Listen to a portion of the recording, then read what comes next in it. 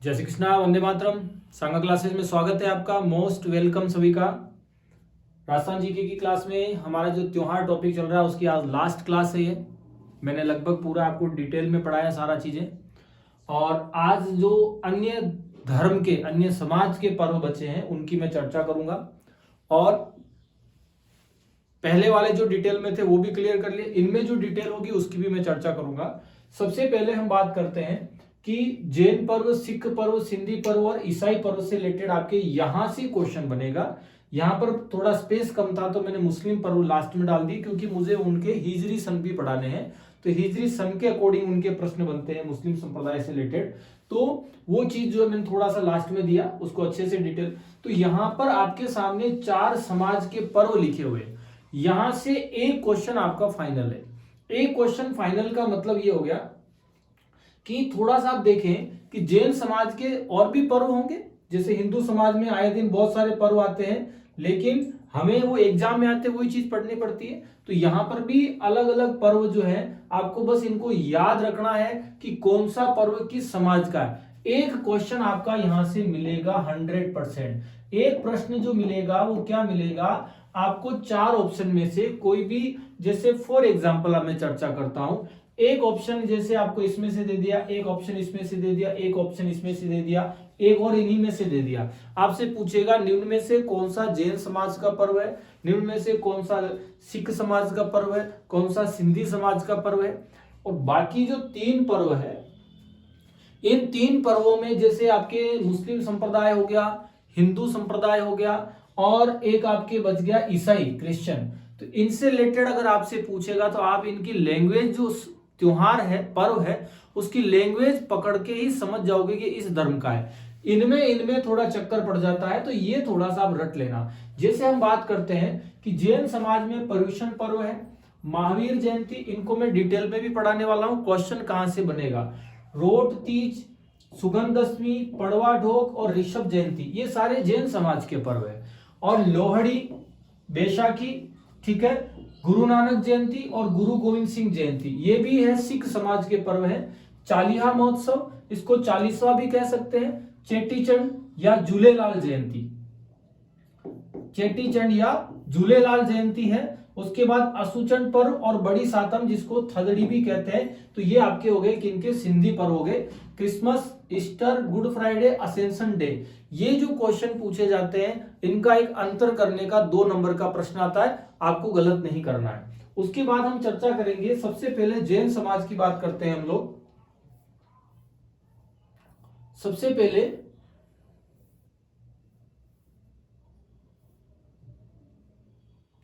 जैन समाज की बात करेंगे। जैन समाज की हम बात करते हैं तो सबसे इंपॉर्टेंट प्रश्न है आपके दे रखा है कि पर्युषण पर्व, ठीक है। पर्युषण का अर्थ अगर आपसे पूछे तो आंसर जाएगा निकट बसना। पर्युषण का अर्थ आपसे पूछे तो आंसर चला जाएगा निकट बसना। किसी भी सूरत में गलत नहीं करना आपको।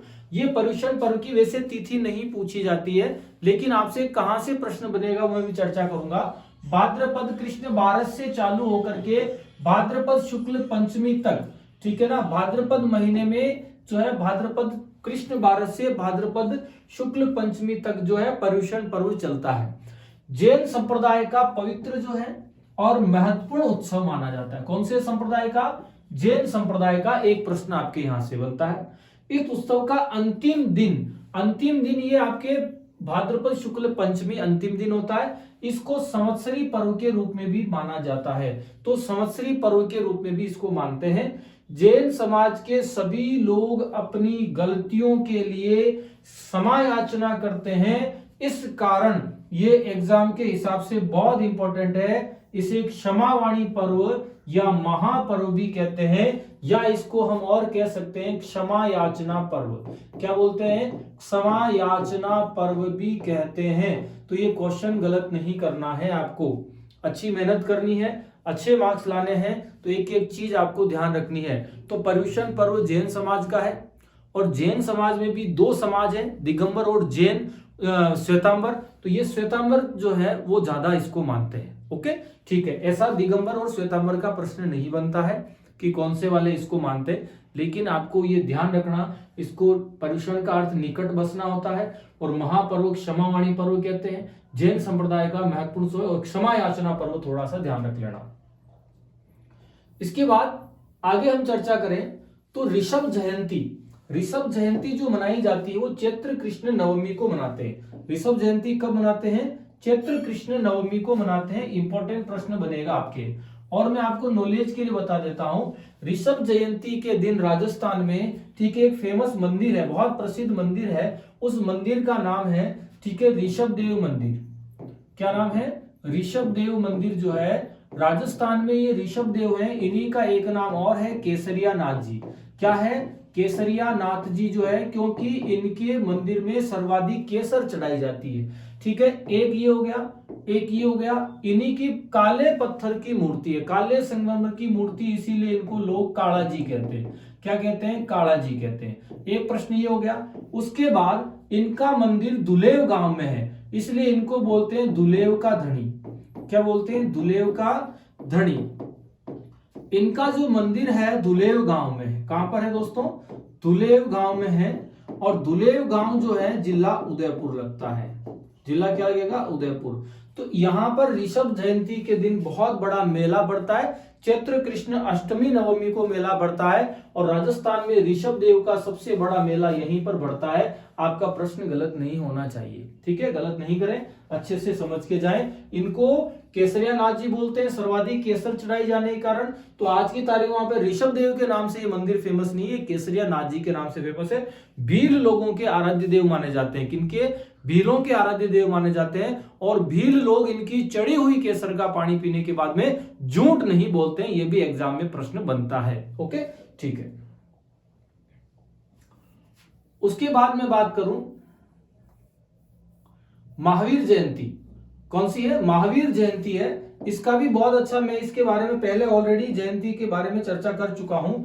महावीर जयंती जो है वो चैत्र शुक्ल त्रयोदशी को आती है। चैत्र महीने की शुक्ल पक्ष की त्रयोदशी को आती है। चैत्र शुक्ल तेरस, त्रयोदशी को हम क्या बोलते हैं? तेरस भी कह सकते हैं। तो चैत्र शुक्ल तेरस को आती है, पहली कंडीशन।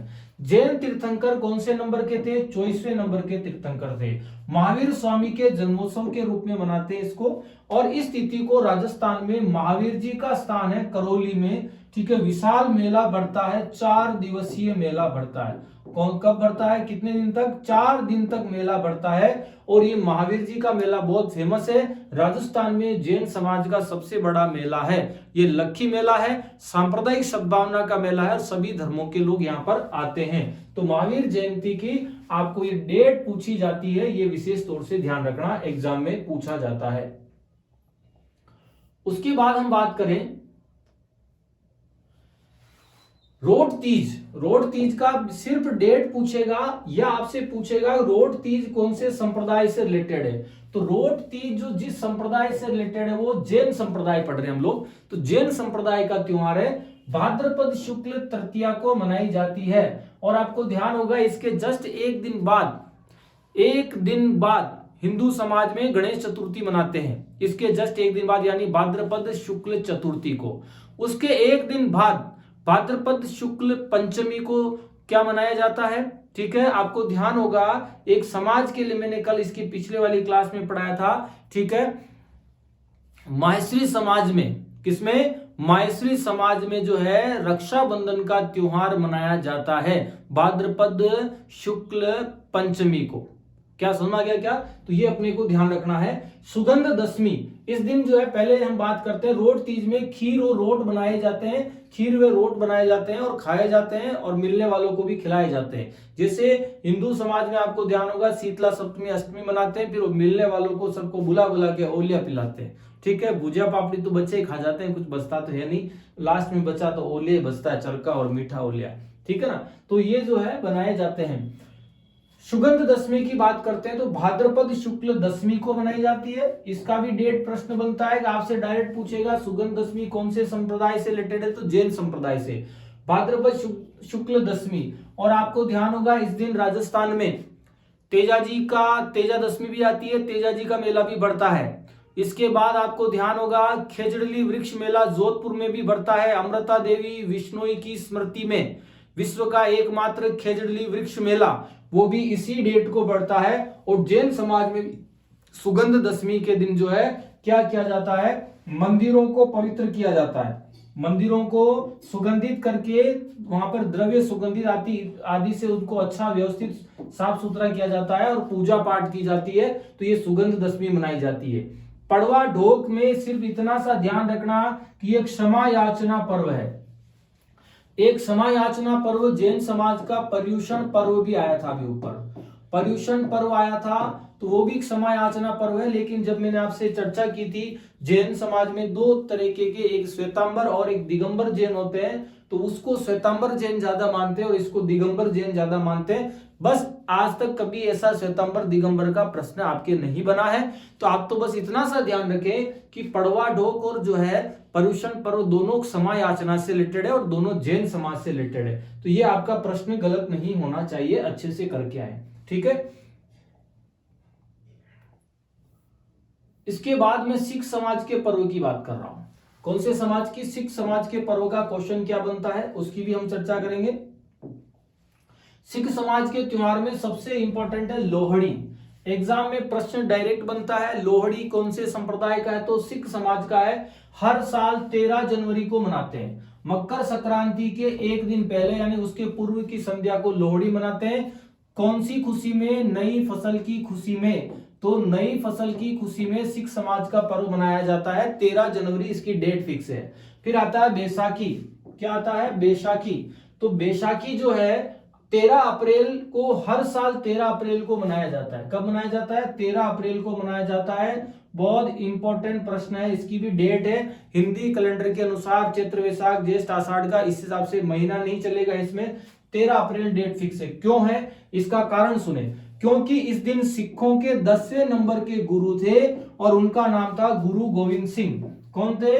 गुरु गोविंद सिंह थे। उन्होंने 13 अप्रैल 1699 को, 13 अप्रैल 1699 को खालसा पंथ की स्थापना की थी। किसकी स्थापना की थी? खालसा पंथ की स्थापना की थी, ठीक है। सिखों का जो धर्म है उस पंथ की स्थापना की थी गुरु गोविंद सिंह ने, ठीक है। 10वें नंबर के गुरु थे।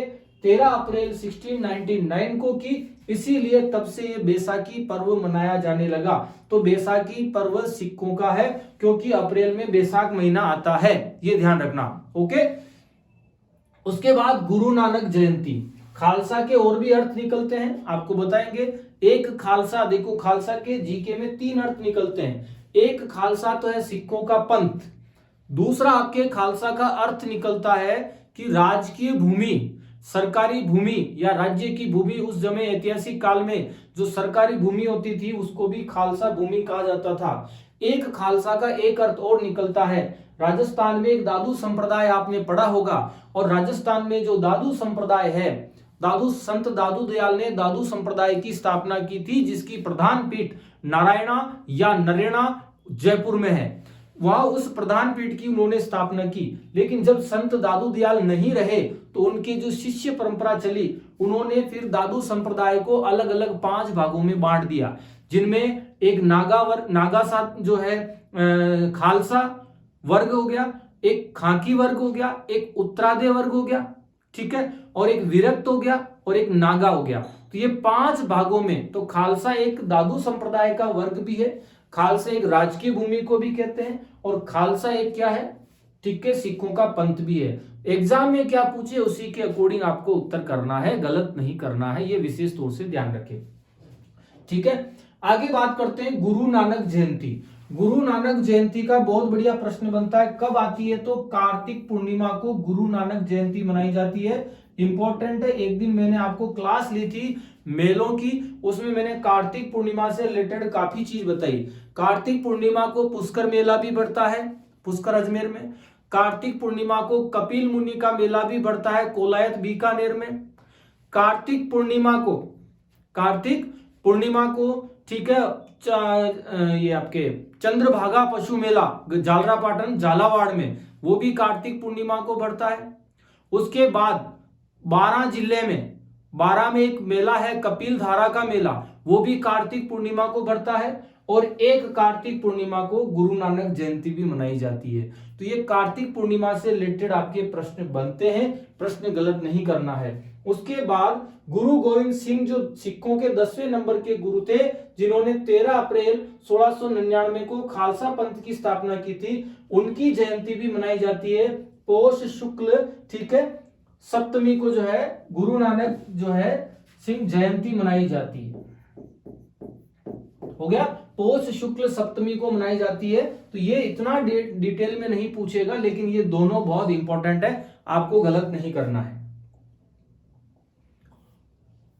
उसके बाद हम बात करें सिंधी पर्व। सिंधी समाज के पर्व से रिलेटेड आपके 2 पर्व से रिलेटेड ज्यादा प्रश्न पूछेंगे, ठीक है। एक चेटीचंड या झूलेलाल जयंती से रिलेटेड, और एक आपके बड़ी सातम थदड़ी से रिलेटेड क्वेश्चन ज्यादा पूछा जाता है। तो प्रश्न आपको गलत नहीं करना है, उसी टाइप से तैयारी करनी जो एग्जाम के पैटर्न के हिसाब से, जो पेपर पैटर्न है सिलेबस के अकॉर्डिंग क्वेश्चन बनते हैं।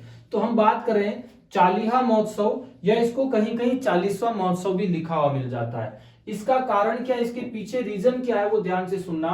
कि जो सिंधी लोग हैं, सिंधी समाज के लोग हैं, इनका मूलतः पहले से ही जो एक व्यवसाय था, और वो व्यवसाय था इनका व्यापार करना। ये लोग व्यापार करते थे, जल मार्ग से भी व्यापार करते थे और स्थल मार्ग से भी व्यापार करते थे। स्थल मार्ग से भी व्यापार करते थे सिंधी समाज के लोग, ठीक है।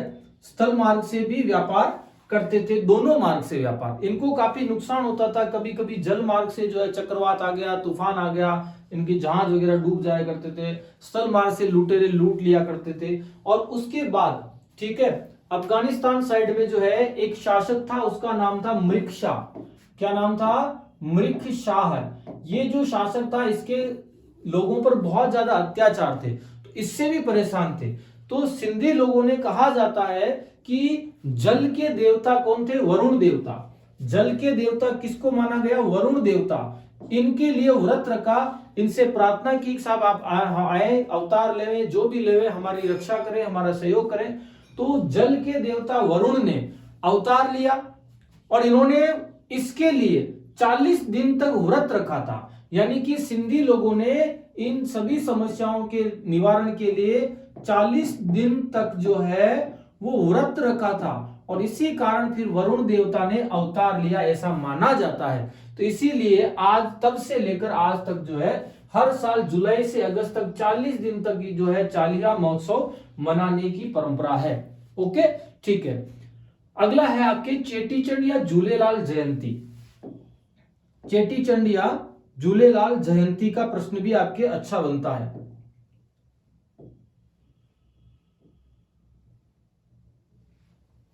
चेटीचंड या झूलेलाल जयंती चैत्र माह में आती है, और ये चैत्र माह में कब आती है? चैत्र शुक्ल एकम, यानी कि जो नया वर्ष चालू होता है, इसी नए वर्ष की शुरुआत में जो ये झूलेलाल जयंती मनाई जाती है, चैत्र शुक्ल एकम को मनाई जाती है। चैत्र शुक्ल एकम को मनाई जाती है, प्रश्न गलत नहीं करना है। झूलेलाल वरुण के अवतार माने जाते हैं, एक प्रश्न ये भी बनता है। इनके जन्म दिवस को चेटीचंड पर्व के रूप में मनाया जाता है, ठीक है ना, गलत नहीं करना है। असुचंड पर्व, इस दिन झूलेलाल जी वापस अंतर ध्यान हो गए थे, यानी कि जिस उद्देश्य के लिए इन्होंने जन्म लिया था, वो उद्देश्य पूर्ण होने के बाद में ये वापस स्वर्ग की ओर चले गए थे। उस पर्व को असुचंड पर्व के रूप में मनाया जाता है। फिर आता है बड़ी सातम या थदड़ी, ये भाद्रपद कृष्ण सप्तमी को आती है। भाद्रपद कृष्ण सप्तमी को जो है वो कब क्या मनाई जाती है? बड़ी सातम या थदड़ी मनाई जाती है। इस दिन सिंधी लोग बाशोड़ा मनाते हैं, यानी कि एक दिन पूर्व बनाया हुआ भोजन खाते हैं।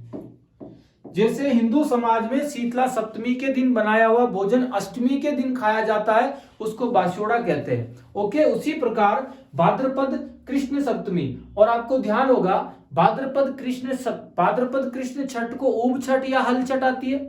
भाद्रपद कृष्ण सप्तमी को ये सिंधी समाज का पर्व आ गया। फिर भाद्रपद कृष्ण अष्टमी को कृष्ण जन्माष्टमी आती है। फिर भाद्रपद कृष्ण नवमी को गोगा नवमी आती है। तो उसी लाइन में जो है भाद्रपद कृष्ण सप्तमी को सिंधी समाज का पर्व भी आता है। ओके, तो ये जो है इस दिन बासुड़ा मनाते हैं और जो है पीपल वृक्ष की भी पूजा करने की परंपरा है। तो एक प्रश्न आपके ये भी बनता है। ठीक है, अगला है ईसाई पर्व। इनका भी बढ़िया प्रश्न बनता है। ठीक है, ईसाई पर्व में आपको सिर्फ 4 बातें याद रखनी है। ईसाई पर्व पहला है क्रिसमस, दूसरा गुड फ्राइडे, फिर ईस्टर और असेंशन डे। और भी होंगे लेकिन हमें सिर्फ यही याद रखना है। हर साल 25 दिसंबर को जो है वो क्या मनाया जाता है? क्रिसमस डे मनाया जाता है। क्या मनाया जाता है? क्रिसमस डे मनाया जाता है। ईसा मसीह के जन्म दिवस के रूप में मनाया जाता है। ईसा मसीह के जन्म दिवस शब्द को पकड़ लेना, क्रिसमस डे। फिर गुड फ्राइडे हर साल अप्रैल माह में प्रथम शुक्रवार को मनाते हैं, लेकिन पिछले समय से कैलेंडर में थोड़ा सा तारीखें ऊपर नीचे आ रही तो डेट आगे पीछे हो जाती, लेकिन शुक्रवार को ही मनाया जाता है। को यह त्योहार मनाया जाता है और इस दिन ईसा मसीह को सूली पर चढ़ाया गया था। तो यह भी ध्यान रखना, सोचने वाली बात है कि ईसा मसीह को सूली पे चढ़ाया गया था, सूली पे चढ़ाया गया था। तो ईसाई समाज के लोगों को इसको बेड फ्राइडे के रूप में मनाना चाहिए। गुड फ्राइडे के रूप में क्यों मनाते? क्योंकि इस दिन तो ईसा मसीह की मृत्यु हुई थी।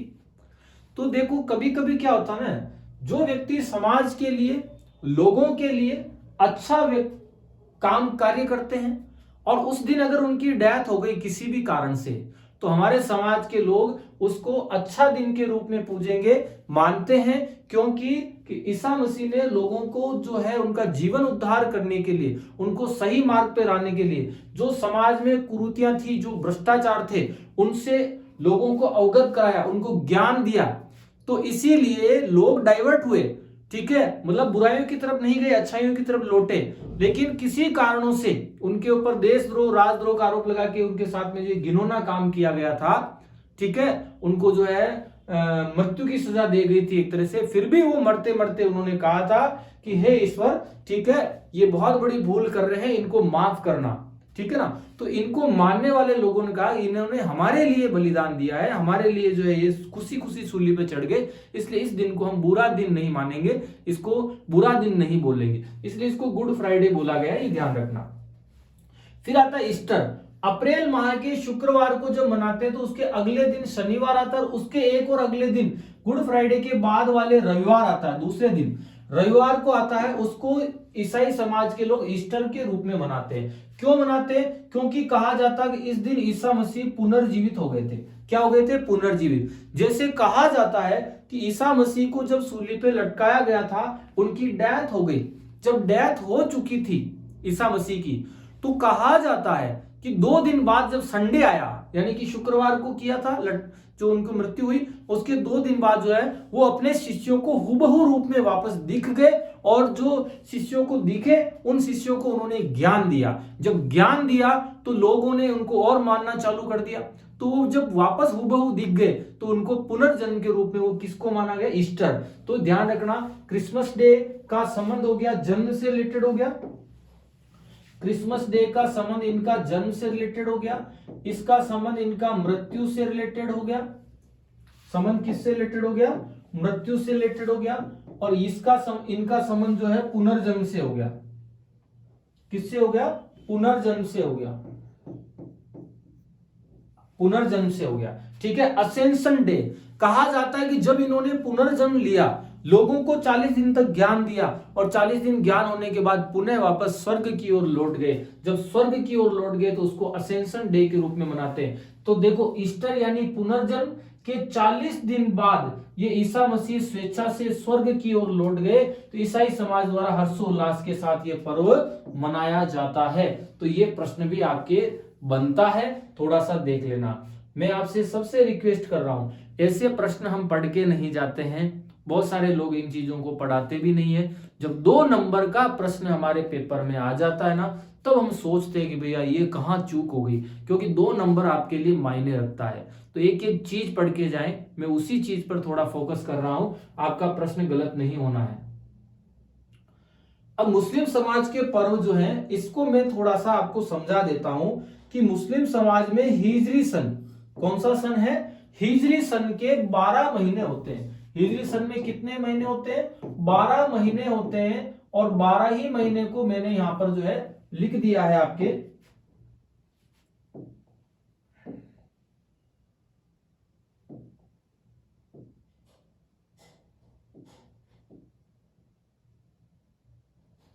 12 महीने को मैंने यहां पर लिख दिया है। आगे मैं चर्चा कर रहा हूं 12 महीने से रिलेटेड आपके प्रश्न क्या बनेंगे।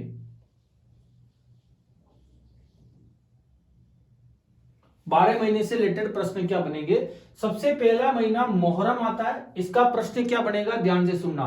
हिजरी सन का यह पहला महीना होता है और इस दिन इमाम हुसैन की याद में ताजिए निकाले जाते हैं। मोस्ट इंपॉर्टेंट प्रश्न है कि आ जाए कि कौन से हिजरी सन के, वेरी इंपॉर्टेंट क्वेश्चन है, हिजरी सन के किस महीने में ताजिए निकाले जाते हैं, तो आपका उत्तर जाएगा मुहर्रम महीने में।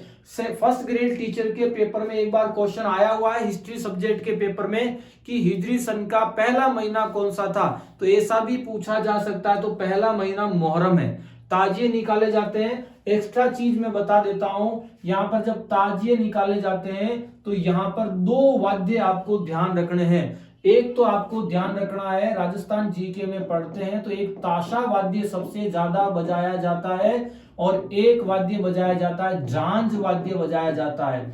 ठीक है, तो ताशा वाद्य और झांझ वाद्य का आपसे क्वेश्चन बने तो किसी भी सूरत में गलत नहीं करना है। तो ये दोनों वाद्य जो है मुहर्रम के समय ताजिए निकालते समय बजाए जाते हैं, ये ध्यान रखना। अगला आपको पहला इस मंथ का ही प्रश्न बनेगा, फिर आपके बनेगा तीसरे, सारे महीने याद रखने की जरूरत नहीं है। तीसरा महीना है रबी उल अव्वल महीना, इसके भी प्रश्न बनेंगे इस महीने की। ठीक है, 12 तारीख को, कौन सी तारीख को, 12 तारीख को क्या मनाया जाता है, 12 ए वफात मनाया जाता है। 12 ए वफात त्योहार मनाया जाता है। कौन सा त्योहार मनाया जाता है, 12 ए वफात मनाया जाता है। ठीक है, पैगंबर मोहम्मद साहब की याद में, स्मृति में मनाते हैं। मुस्लिम समाज का सबसे बड़ा पर्व है 12 ए वफात। आपसे डायरेक्ट पूछेगा 12 ए वफात हिजरी सन के किस महीने में, तो तीसरे महीने में मनाया जाता है, तीसरे महीने की 12 तारीख को। ठीक है, इसका एक नाम और बोलते हैं मिलाद उन नबी, मिलाद उल नबी। ठीक है, इसका एक नाम और है। ठीक है, तो ये भी अपने को ध्यान रखना है। कौन सी तारीख को, 12 तारीख को, किसकी स्मृति में, पैगंबर मोहम्मद साहब की स्मृति में।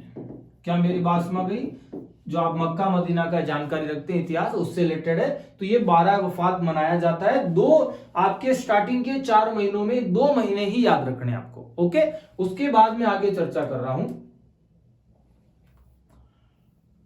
अब जो ये 5वां महीना, 6ठा महीना, 7वां महीना जो आपके सामने लिखे हुए हैं, इनमें आपको क्या याद रखना है। ठीक है, ध्यान से समझना।